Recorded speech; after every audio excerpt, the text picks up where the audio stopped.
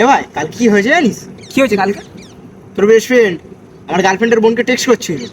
হ্যাঁ, তা টেক্সট করেছে, তা কি হয়েছে? এটা তো কমন ব্যাপার না, এটা নিয়ে তো হাসাহাসি করার কোনো তো কারণ নেই।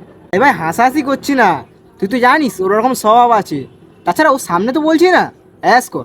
That is the hold point. তাছাড়া তুই একটা কথা ভাবতো, যখন ও জানতে পারবে যে ওর কাছের বেস্ট ফ্রেন্ডরা ওকে নিয়ে হাসাহাসি করছে, ওর কতটা খারাপ লাগবে। ভাই একটা কথা সবসময় মাথায় রাখবি, আসল বন্ধুরা না কখনো একটা বন্ধুর পিছনে সমালোচনা করে না।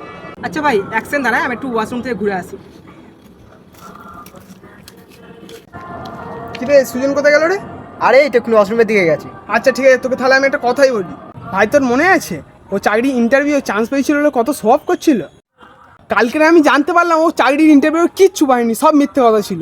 এ বাবা বলছিল এত প্রিপেয়ার হ্যান ত্যান, তাহলে কিচ্ছু পাইনি। এরকম অনেক বলে, সবার না সব যোগ্যতা হয় না, পেয়ে গেছি বললেই পাওয়া যায় না। ভাই একটা কাজ কর, তুই ওকে বুঝতে দিবি না যে আমরা ব্যাপারটা জানি। ও আসলে তুই জিজ্ঞাসা করবি ইন্টারভিউটা কেমন গেল, এটা দেখি না কি বলে, আমি তো শুনেই হেসে ফেলি।